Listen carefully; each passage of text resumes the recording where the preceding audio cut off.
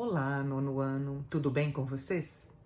Neste período de isolamento preventivo do surto de Covid-19, as aulas de biologia permanecerão, porém serão oferecidas à distância através das videoaulas. Nós vamos iniciar o conteúdo da apostila número 2, como faríamos nas aulas presenciais, e posteriormente faremos os exercícios de classe. Espero que todos estejam bem, que esta fase passe e em breve possamos voltar às aulas presenciais na nossa escola. Vamos lá? Então, nono ano, vamos lá para a nossa aula de biologia, apostila número 2, sistema circulatório, página 11, aula número 7. Nós vamos falar então sobre o sistema circulatório. Lembrando que nós já falamos alguns sistemas anteriormente. O conteúdo do nono ano é anatomia e fisiologia comparada. Falando um pouquinho sobre o sistema circulatório. Ele é constituído por órgãos como coração e vasos. Esses vasos são constituídos pelas artérias, pelas veias e pelos capilares, através dos quais circula o sangue. Vamos falar um pouquinho da anatomia do coração. O coração é um órgão muscular tetracavitário. O que significa isso? Que apresenta 4 cavidades, 2 átrios ou aurículas e 2 ventrículos, que são representados pela letra A, aurícula, A maiúsculo, e V, ventrículo. Os átrios são aquelas cavidades que recebem sangue das veias e apresentam paredes delgadas. Já os ventrículos enviam sangue para as artérias e apresentam paredes mais espessas. Além dos átrios e dos ventrículos, nós temos as válvulas. As válvulas, elas têm como objetivo impedir o refluxo do sangue em sentido contrário da corrente sanguínea. São elas as válvulas tricúspide e bicúspide, ou também chamada de mitral. A válvula tricúspide, ela está presente entre a aurícula direita e ventrículo direito. Então, AD e VD. E a válvula bicúspide ou mitral, ela está entre a aurícula esquerda e o ventrículo esquerdo. Esta é a anatomia do coração. Agora vamos falar sobre os vasos sanguíneos. Os vasos sanguíneos são compreendidos por artérias, por veias e capilares. As artérias, elas apresentam uma parede mais grossa, uma parede mais espessa.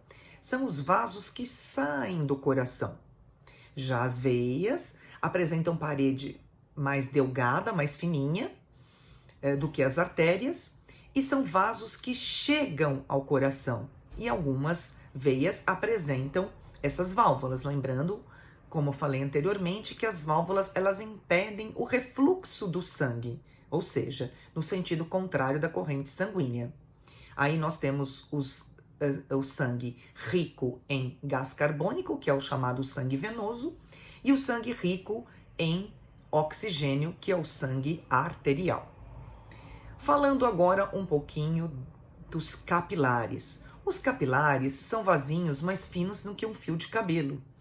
Eles apresentam a parede com uma camada de células de intensa ramificação no interior dos órgãos. Agora vamos falar sobre a circulação. O sistema circulatório é dividido em 2 tipos de circulação. A pequena circulação, também chamada de menor ou pulmonar, e a grande circulação, chamada de maior ou sistêmica. A pequena circulação, ela compreende a saída do sangue do coração para os pulmões e dos pulmões retornando para o coração.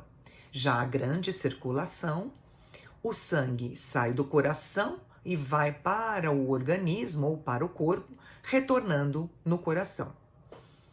Sobre o sangue, que é um outro componente, então, do nosso sistema circulatório. O sangue é dividido em 3 partes: o plasma, as células e as plaquetas.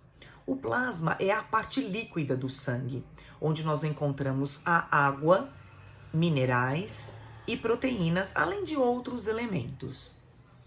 Com a maior parte da constituição do plasma é de água. No sangue nós também temos células, os glóbulos brancos e os glóbulos vermelhos. Os glóbulos brancos, também chamados de leucócitos, eles têm a função de defesa do nosso organismo. Já os glóbulos vermelhos, eritrócitos ou hemácias, têm a função de transportar o oxigênio e o gás carbônico. E por último, no sangue, nós temos as chamadas plaquetas. As plaquetas são fragmentos celulares. As plaquetas são também chamadas de trombócitos.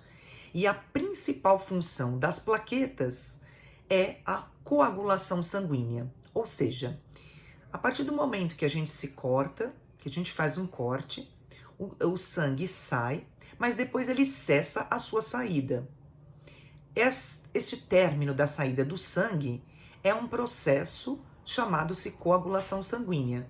É como se fosse uma rede, né, uma rede de fibras de proteína que impede que o sangue continue sendo eliminado. Nós falaremos numa próxima aula melhor sobre o processo da coagulação sanguínea. Para terminar a nossa aula do sistema circulatório, lembrando que essas células, os glóbulos brancos, também chamados de leucócitos, os glóbulos vermelhos, também chamados de eritrócitos ou hemácias, e as plaquetas, ou seja, componentes do sangue, são todos produzidos através da nossa medula óssea. Até a próxima aula.